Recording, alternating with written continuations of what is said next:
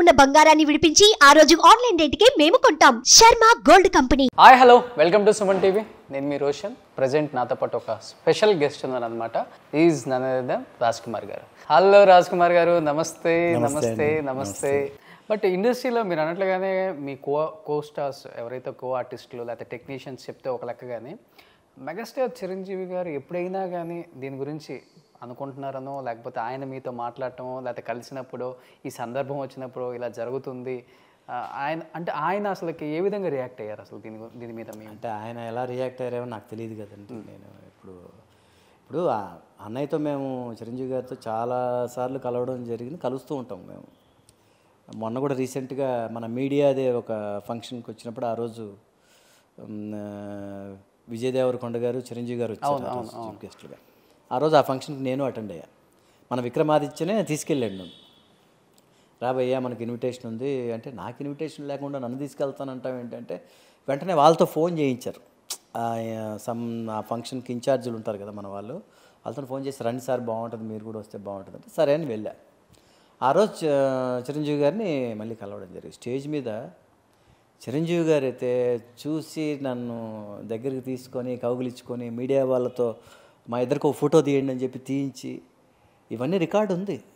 నాకైతే ఆశ్చర్యం వేసింది. వెంటనే అన్నయ్య కాలు ముక్కి, అన్నయ్య అంటే దగ్గర తీసుకొని రాజాతో మాట్లాడి ఇంటికి రా నువ్వు ఒకసారి అన్నాడు. మన రాజా రవీంద్ర ఆయన, నువ్వు రాజాతో మాట్లాడి ఇంటికి రా నువ్వు అన్నారు. అలాగే అన్నయ్య వస్తాను. బట్ ప్లస్ అయిందా మైనస్ అయిందా ఆయనలాగా ఉండటం మీకు ఇండస్ట్రీలో వచ్చిన కెరీర్ స్టార్టింగ్లో కావచ్చు? మైనస్ అంటే ఒకటి రోషన్ గారు, నేనేమంటానంటే ఇవి భగవంతుడు ఇచ్చిన ఇది మనకి. సో మనం అదృష్టమా దురదృష్టమా అని మనం అనుకున్నామంటే అసలు మనం ఇంతకాలం చేసిన దానికి వాల్యూనే ఉండదు. ఓకే, మనం ఏంటంటే సరే ఇక్కడ ఇలా ఉంది, ఇంకొక చోట ఇది అవుదాం, లేదంటే ఇంకో రకంగా. అంటే ఇండస్ట్రీ అంటే మీరే ఇండస్ట్రీని వద్దని వేరే కన్నడ ఇండస్ట్రీకి వెళ్ళిపోయారు. వద్దన్లా, అదే మనం ఏంటంటే సరే ఇండియాలో so many languages, so many states ఇది ఉన్నాయి. సో మనం ఈ కష్టం ఇంకో చోట పడదాం, మనం ఆ స్టార్డమ్ ఇంకో చోట తెచ్చుకుందాం అనే ప్రయత్నంలో నేను ఇది చేయడమే తప్ప ఇక్కడ ఇది వద్దు అని నేను ఎప్పుడూ అలా చేయలే. ఓకే. సో అక్కడ చేసాం, అక్కడ ఆదరించారు. తర్వాత తమిళ్లో చేశాను నేను. ఈ లోపల ఏంటంటే నాకు మన టీవీ ఇండస్ట్రీ నుంచి అప్పటికే నాకు చాలాసార్లు పిలుపు వస్తానే ఉండేది. సరే ఇన్ని రోజుల నుంచి వీళ్ళు అడుగుతున్నారు కదా, ఇంతవరకు మనం దగ్గర ఒక చాలా పెద్ద సీరియల్స్ ఒక 4-5 అవాయిడ్ చేసుకుంటూ చేయలే. అంటే టీవీ ఇండస్ట్రీ ఇంత ఫ్లరిష్ అవుతుందని నాకు తెలియదు అప్పట్లో. ఓకే. సో బట్ తర్వాత నా మిస్సెస్ ఇన్నిసార్లు అడుగుతున్నారు కదా వాళ్ళు, తర్వాత ఈ మధ్యన సీరియల్స్ అన్నీ చాలా బాగున్నాయి. అప్పుడు ఒక 3-4 సీరియల్స్ వీళ్ళు రెగ్యులర్గా ఇంట్లో చూస్తూ ఉండేవాళ్ళు లేడీస్. మా అత్తమ్మగారు, నా మిస్సెస్ వీళ్ళంతా సీరియల్స్ చాలా బాగా చూస్తారనమాట. వాళ్ళు నువ్వు ఒప్పుకో, చాలా బాగున్నాయి అవి అంటే సరే అని చెప్పి అప్పుడు మళ్ళీ సుమన్ గారిని నేను కలవడం జరిగింది. ఈటీవీ సుమన్ గారిని కలిసిన తర్వాత అప్పుడు థమ్స్ అప్ జ్వాల అని ఒక సీరియల్ ఫస్ట్ నాతో చేశారు. అది వీక్లీ సీరియల్ అది. ఇంకా ఆ తర్వాత అది జరుగుతుండగానే ఇమ్మీడియట్గా విధి, తర్వాత ఇంకా సుఖదుఖాలు, ఇంకా వరుసగా ఈటీవీలో మనోయజ్ఞం మన రాఘవేంద్రరావు గారు, తర్వాత పవిత్ర బంధం, జెమిని, ఈ 2 ఛానల్సే ఉండేటివి అప్పట్లో, జెమిని అండ్ ఈటీవీ. సో ఇంకా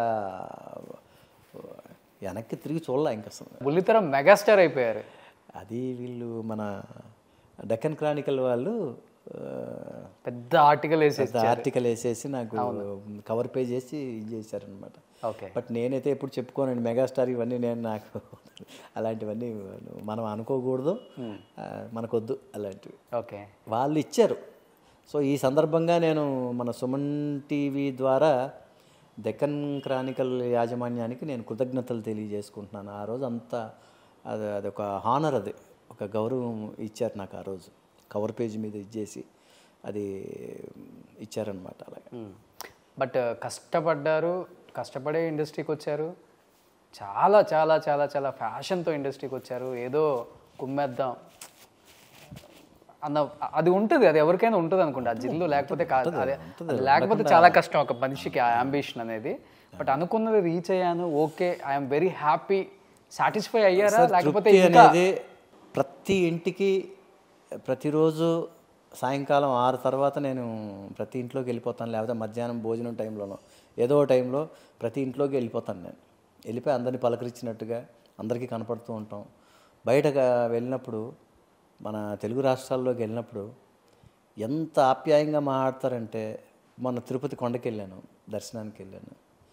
అక్కడ భక్తులు ఫ్యామిలీస్ అందరూ ఎంత పలకరించి ఆప్యాయంగా పలకరించి నేను చేస్తున్న సీరియల్స్ నా క్యారెక్టర్ గురించి వాళ్ళే చెప్తూ ఇంకా నెక్స్ట్ ఏమవుతుందని వాళ్ళు అడుగుతూ, అంటే ఎంత ఇన్వాల్వ్ అయిపోయి ఉన్నారు, ఎంత ఫాలో అవుతున్నారు అనేది మనకు అర్థమవుతుంది. అవును, ఇవాళ అసలు సీరియల్స్ కింద ఫాలోయింగ్ అంతా ఇంత కాదు. తృప్తి అనేది ఉండాలి మనిషికి అనే దీంట్లో వెళ్తూ ఉంటాం. కానీ ఎప్పుడు కూడా మనము తగ్గకూడదు, ఆ హీరోయిజం అనేది పోకూడదు. సీరియల్స్లో మనం ఒకవేళ తండ్రి పాత్రలు, మామయ్య పాత్రలు ఇలాంటివి చేస్తున్నా కూడా ఆ హీరోయిజం అనేది ఎక్కడ తగ్గకుండా మెయింటైన్ చేయడం అనేది నా ఎయిమ్ సార్. ఓకే. సో దాన్ని అలా ఫాలో చేస్తూ వెళ్ళాలి మనం. ఓకే. సో ఆ హీరోయిజం పోకూడదు అనేది నా ఇదనమాట. అంటే అందం ఉండి మంచి ఫిజిక్ ఉండి ఎత్తు తక్కువ అయిపోయి చంద్రమోహన్ గారు ఏలేశారు. ఆయన తర్వాత అది మీకే సార్. ఇంకొంచెం ఒక్క అంగళం ఉంటే. నేను మా గురుగారు ఎప్పుడు అంటుంటాడు నన్ను, దాసనారాయణరావు గారు, ఒరే నువ్వు ఇంకొక 3 ఇంచులు ఉండుంటే అంటే ఏం చేసేవాళ్ళు గురువుగారు అని అడిగేవాడు నేను. ఆ కథ వేరుగా ఉండేదిరా అంటాడు ఆయన. ఏం చేస్తాం ఇంకా ఆ విషయాన్ని నేను మా అమ్మను వచ్చి తిట్టుకుంటుంటాను. మా ఫాదర్ మంచి హైట్. ఓకే. ఆయన చాలా మంచి పర్సనాలిటీ. ఆయన ఏంటంటే military, police department, direct SI post అండి ఆయనకి అప్పట్లో. ఆయన వెరీ బిగ్ స్పోర్ట్స్ మెన్. ఆయన పోలీస్ డిపార్ట్మెంట్ అంటే పోలీస్ డిపార్ట్మెంటు, తర్వాత మిలిటరీలో 2 years ఉండొచ్చాడు. తర్వాత ఆయన స్పోర్ట్స్కి డైరెక్ట్ ఎస్ఐ పోస్ట్ అనమాట ఆయనకి. అంతలా ఇది వచ్చింది. తర్వాత మళ్ళీ మా తాతయ్య దెబ్బకి ఆ పోస్ట్ తీసుకోకుండా తర్వాత ఆయన చదువుకున్నది ఈ సివిల్ ఇంజనీరింగ్ ఇది కాబట్టి ఈ టౌన్ ప్లానింగ్లోకి వచ్చాడు తర్వాత మళ్ళీ. సో ఆయన పర్సనాలిటీ చాలా మంచి పర్సనాలిటీ ఆయన. మా అమ్మ కొంచెం షార్ట్గా ఉండేదన్నమాట మా అమ్మ. ఓకే. అమ్మ పోలికి వచ్చింది. నేను అంటే ఇద్దరు మిక్సింగ్. నేను అదేదో ఇది చెప్తారు కదా, ఇద్దరు మా అమ్మ నాన్న ఇద్దరు మిక్స్ అయి ఉంటాను నేను. బట్ ఎక్కువ ఏ హీరోయిన్ కాంబినేషన్ అప్పుడు చాలా ఇబ్బందిగా ఉంటుంది హైట్ అంటే? సరదాగా మాట్లాడుకుంటే చాలా బాగుంటుంది. నేను ఓపెన్గా చెప్తున్నాను. ఇప్పుడు శోభన గారితో వరుసగా 3 సినిమాలు చేశాను నేను. ఆవిడ కొంచెం హైట్ మనిషి. సాంగ్స్ అప్పుడు ఇంకా నేనైతే ఈ 3 inches షూ వేసుకొని, పాపం ఆవిడ నా కోసం అని ఫ్లాట్ చెప్పులు వేసుకునేది. ఓకే. వేసుకొని మేనేజ్ చేసేది ఆవిడ. ఎక్కడ ఇది లేకోకుండా చేసాం.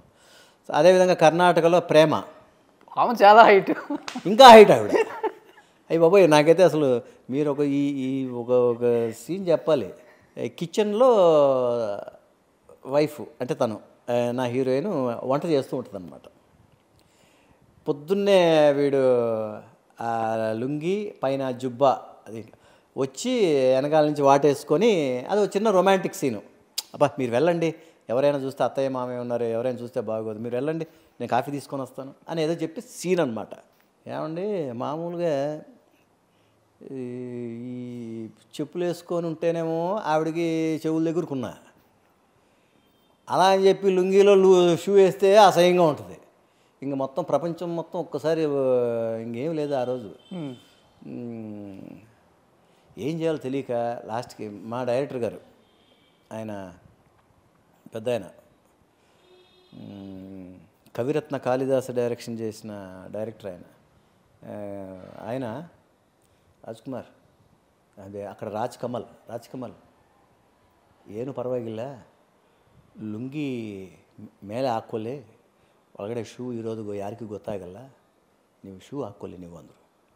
అంటే కన్నడలో చెప్తున్నా, మీరు షూ వేసుకోండి, పైన లుంగి కనపడకుండా అలాగ వేసేసుకోండి, షూ వేసుకొని మీరు మేనేజ్ చేయండి, ఈ సీన్ చేసేస్తాం, కెమెరా యాంగిల్ నేను ఇది పెట్టేస్తాను నేను అని చెప్పి, లుంగీలో లోపల షూ పైన జుబ్బా ఆ సీన్ చేశాను.